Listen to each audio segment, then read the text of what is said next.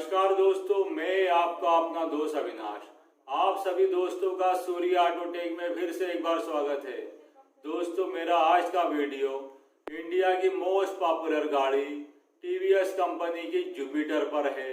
दोस्तों, यह गाड़ियां हमारे सर्विस सेंटर पर ज़्यादा नहीं आती है, इसलिए इस बार जो गाड़ी हमारे सर्विस सेंटर पर आई उसने हमें एक नया ही एजुकेशन दे दिया। एक्चुअली इस गाड़ी में हेडलाइट जल नहीं रही थी, इसलिए हमें उसकी वायरिंग में काफ़ी समय लगा, लेकिन हमने उस गाड़ी में जो प्रॉब्लम थी उस प्रॉब्लम को शॉर्ट आउट कर दिया। तो हमने सोचा इस पे एक वीडियो भी बना लिया जाए। जो लर्नर है, जो इस काम को नया नया सीख रहे हैं, वो लोग अगर यहाँ वीडियो देखेंगे तो उनका नॉलेज इस वीडियो को देखने से बढ़ जाएगा। और इसके साथ साथ कुछ ऐसे गाड़ी के ऑनर हैं जो अपने क्रिएटिव माइंड से कुछ काम अपने घर में ही करना चाहते हैं। तो दोस्तों, यह वीडियो उनके लिए है। तो लेट्स गो, हम करते हैं वीडियो की शुरुआत। दोस्तों, आज का हमारा वीडियो सजेशनल है, साथ में यहाँ एक संदेश लेकर भी है, तो इसलिए प्लीज़ इस वीडियो को आप पूरा देखें, स्किप मत करें। दोस्तों, आज हमारे सामने ये दो गाड़ियाँ खड़ी है, एक होंडा एक्टिवा है और दूसरी टीवीएस कंपनी की जुपिटर। आज हम ये दोनों गाड़ियों की हेडलाइट के फंक्शन को कंपेयर करेंगे और आपको इसके फंक्शन के बारे में बताएंगे। दोस्तों, हम बात कर लेते हैं सबसे पहले होंडा एक्टिवा की। दोस्तों, अगर इस गाड़ी की हेडलाइट नहीं जलती है तो जनरली हम सबसे पहले इस गाड़ी के मास्क को खोलते हैं। यहाँ से मास्क को खोल दिया जाता है। उसके बाद में ये जो हेडलाइट का स्विच आप देख पा रहे हैं ऑन ऑफ करने का, तो हम इसको ओपन कर लेते हैं और इसके हेडलाइट स्विच में सिर्फ एक कपलर लगा रहता है और उस एक कपलर में दो तार जुड़े हुए रहते हैं। तो जब इसकी हेडलाइट नहीं जलती है तो हम इस गाड़ी के उस कपलर को डायरेक्ट कर लेते हैं। डायरेक्ट का मतलब है दोनों तारों को हम एक अलग तार से जोड़ देते हैं। उसके बाद में, लेकिन उससे पहले हम इस दो तार में से एक तार में करंट चेक कर लेते हैं। यदि करंट प्रॉपर आ रहा है तो उसके बाद में फिर हम उस दोनों तारों को डायरेक्ट कर लेते हैं। जब डायरेक्ट करते हैं तो उसके बाद में वाला करंट फ्लो होकर ये अपर डिपर स्विच में आता है और अपर डिपर स्विच में आने के बाद में जब हम अपर डिपर स्विच को ऑन ऑफ करते हैं तो हेडलाइट चालू हो जाती है। जब हम इसको डायरेक्ट कर लेते हैं और उसके बाद भी यदि लाइट नहीं जलती है तो हम इसके हेडलाइट के बल्ब को चेक करते हैं, हेडलाइट के होल्डर को चेक करते हैं और उसके बाद भी नहीं जलती है तो अपर डिपर स्विच के जो अपर डिपर के जो तार रहते हैं उसको हम चेक करते हैं और इस तरीके से इस गाड़ी में करंट वो हेडलाइट चालू हो जाती है। दोस्तों, ये हमने अभी कंपैरिजन आपको बताया एक्टिवा का। अब हम आपसे चर्चा करते हैं टीवीएस कंपनी की मोस्ट पॉपुलर गाड़ी जुपिटर की। अब हम जुपिटर को आपको कंपेयर करके बताते हैं। दोस्तों, इस गाड़ी में जो ये वाले स्विच है, हेडलाइट वाला स्विच है, इसमें जो करंट आता है वो रेगुलेटर से रेगुलेट होकर इस हेडलाइट स्विच पर आता है। दोस्तों, जैसे कि आप ये जुपिटर गाड़ी देख पा रहे हैं, इसकी हेडलाइट में अपर डिपर लाइट नहीं जल रही थी। गाड़ी में प्रॉब्लम थी तो हमने इसके हेडलाइट के मास्क को ओपन किया और जो हेडलाइट का जो कपलर है यहाँ पे, इसको अब जब हमने इसको बाहर निकाला तो इसमें दो सॉकेट, दो कपलर देखने को मिले। एक कपलर में दो तार लगे थे और एक कपलर में दो तार लगे थे। और जब हमने इन दोनों को डायरेक्ट यहाँ से डायरेक्ट किया इसको और उसके बाद में हेडलाइट को चेक किया तो हेडलाइट नहीं जली। उसके बाद में फिर हमने दूसरे तारों को डायरेक्ट किया तो उसके बाद भी हेडलाइट नहीं जली। तो फिर हमें इसका पॉजिटिव रिज़ल्ट नहीं मिला। तो फिर हमने कुछ समय तक माइंड किया, फिर हमने ये निश्चय किया कि इसमें एक तार में करंट आ रहा था। ये येलो पे आप ये ब्लू कलर का तार को देख सकते हैं। ये जो येलो पे ब्लू कलर का तार दिख रहा है, सिर्फ इसी पे करंट आ रहा था।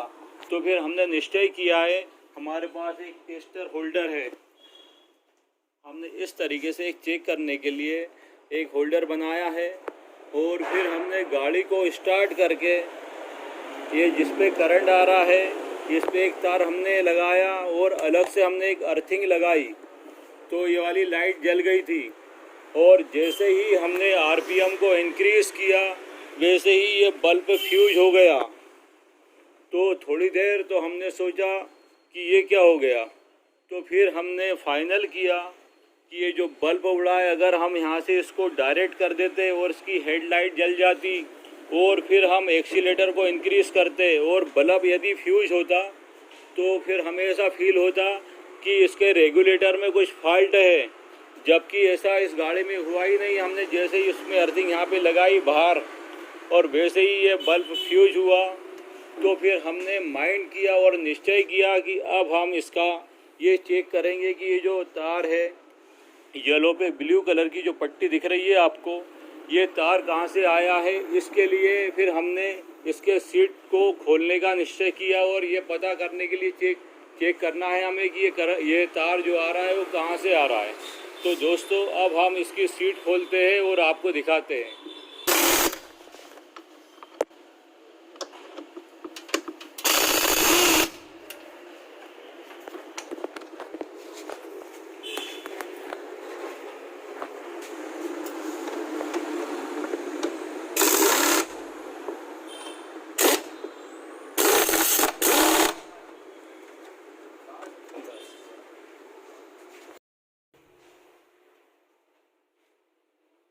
दोस्तों इसके वो सीट को पूरा ओपन कर लिया है, फोल्डर को पूरा निकाल लिया है।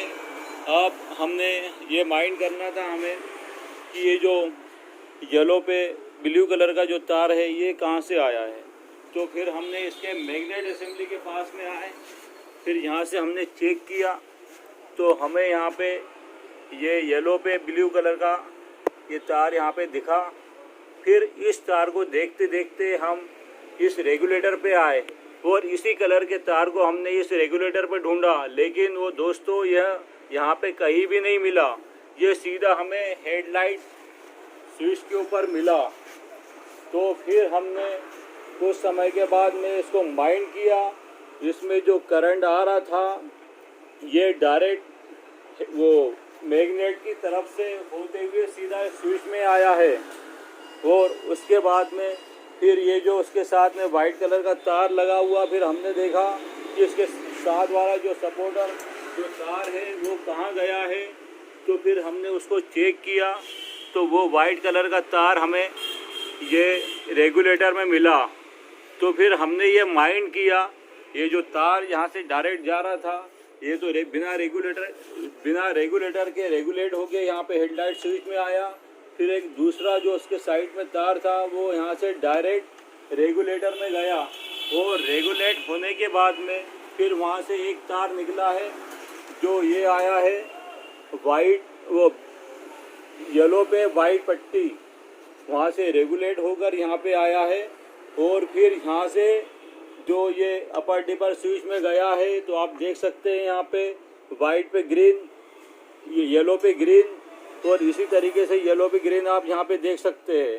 तो दोस्तों इस तरीके से फिर हमने इन गाड़ियों में माइंड किया, जैसे कि होंडा एक्टिवा में आपको हमने बताया कि इसका जो हेडलाइट स्विच पे जो तार आता है वो रेगुलेट होकर ही आता है, लेकिन इन गाड़ियों के फंक्शन थोड़े अलग है। जुपिटर में पहले मैग्नेट से डायरेक्ट स्विच पे तार आता है, फिर स्विच के बैक साइड से तार सीधा रेगुलेटर पे जाता है, फिर वो रेगुलेटर से रेगुलेट होके एक तार वापस यहाँ पे आता है, फिर इससे यहाँ से अपर डिपर स्विच में जाता है।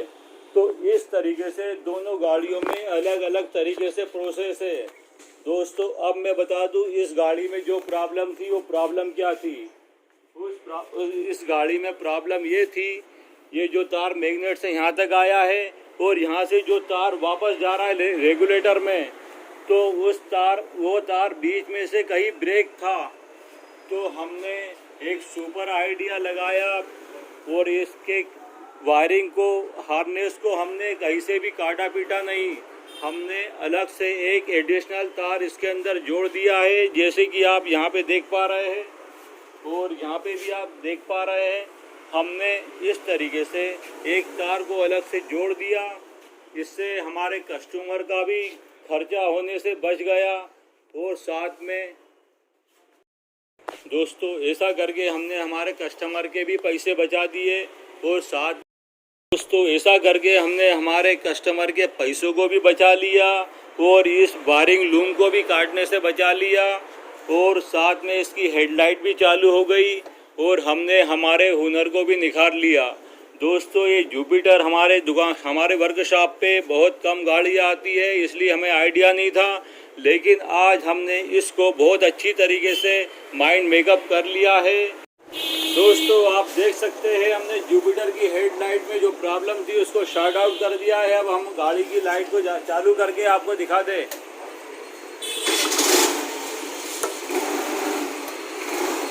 ये अपर लीवर दोनों पॉइंट काम कर रहे हैं